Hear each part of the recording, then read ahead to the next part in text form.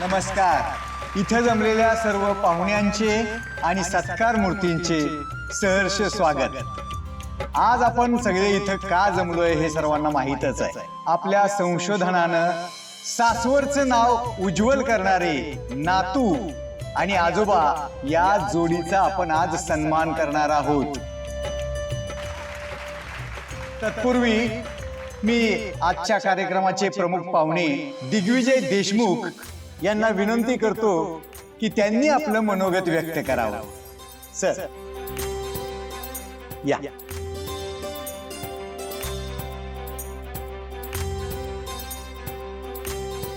नमस्कार.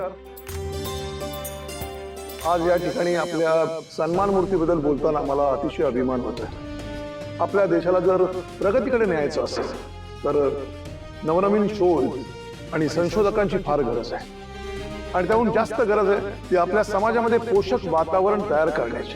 आणि त्यासाठी हा आजचा सन्मान खूप महत्वाचा आहे. मूर्ती लहान पण कीर्ती महान हे वाक्य आजचे आपले पहिले सत्कार मूर्ती वरद यांना तंतोतंत लागू पडतात.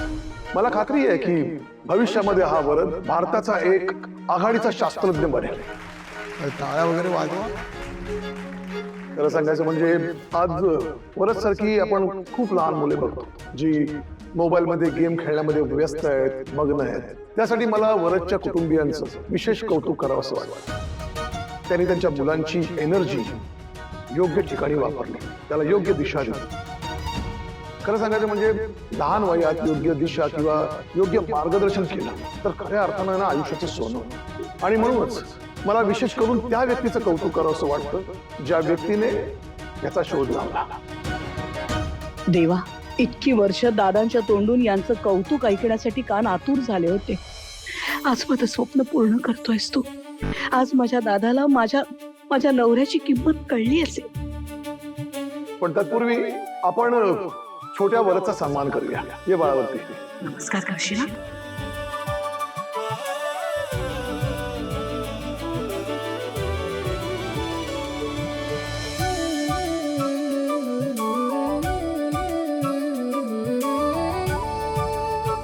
कॉंग्रॅच्युलेशन्स.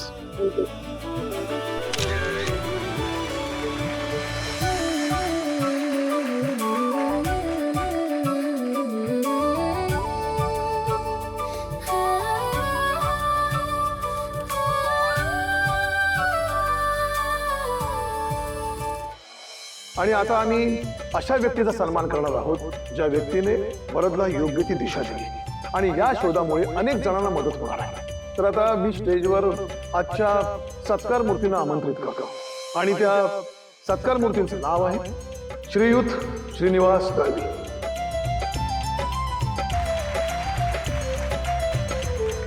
यांचे सुपुत्र संतोष श्रीनिवास दळवी.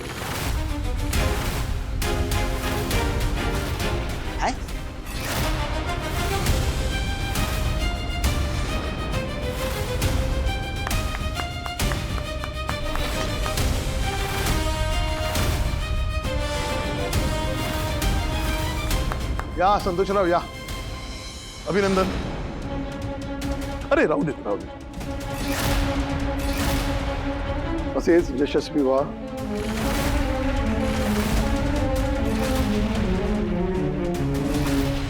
आणि पुन्हा एकदा तुमचं अभिनंदन.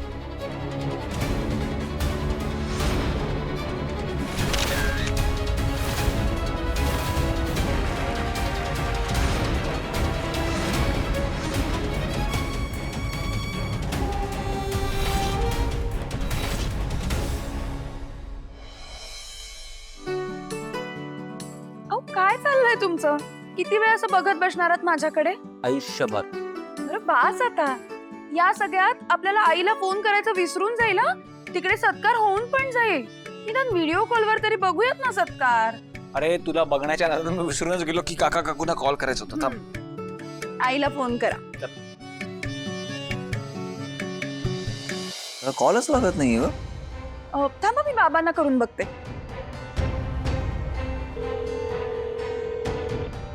बाबा पण नाही उचलत आहेत फोन. अगं काका कार्यक्रमात असतील ना, तू एक काम कर ना, वीणा वहिनींना कॉल कर ना. हा, करून बघते.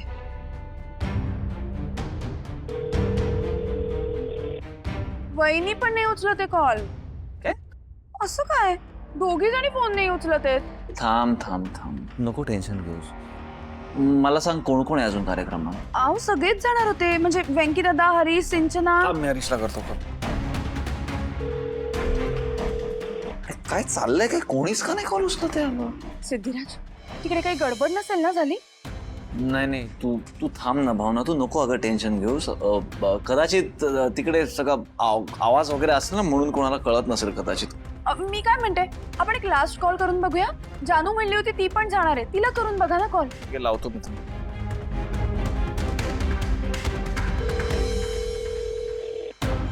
जानवी पण नाही उचलत कॉल.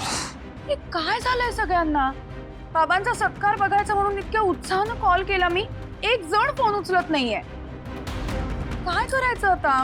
मला तर टेन्शन येतंय खूप. ऐक, मी एक काम करतो, पाहिजे तर मी जातो तिकडे आणि बघतो नेमकं काय झालंय तर. ठीक आहे? अहो मी पण येते ना मग. नाही नको, बघ तुला दगदग होऊ नये, तुला आराम मिळावा म्हणून आपण या कार्यक्रमाला जाणार नव्हतो ना.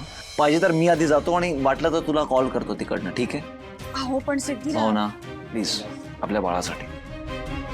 बरं. तू आता आराम कर, तिथे गेलो की मी कॉल करतो तुला. काळजी घे, काय लागलं तर मला सांग. म्हणे काय झालं मिस्टर श्रीनिवास दळवी? तुम्ही तुमच्या जागेवर का उठलात? ठीक आहे, तुमचा सत्कार होईल असा तुमचा समज झाला का? पण तुमचा समज का होईल? तुमची खात्री असायला पाहिजे ना. काय ना मिस्टर दळवी, सत्य कितीही लपवण्याचा प्रयत्न केला तरी ते लपवता येत नाही.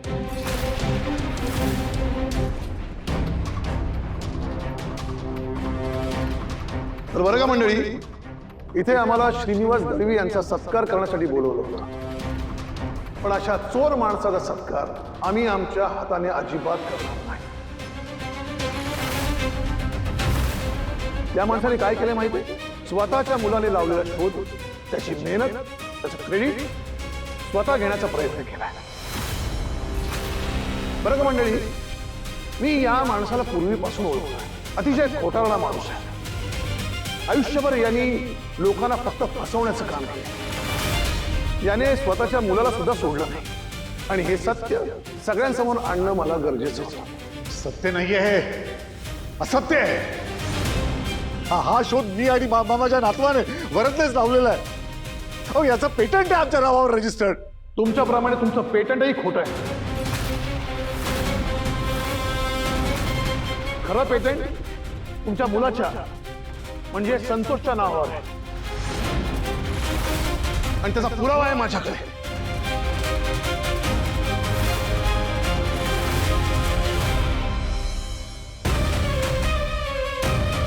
हे बघा,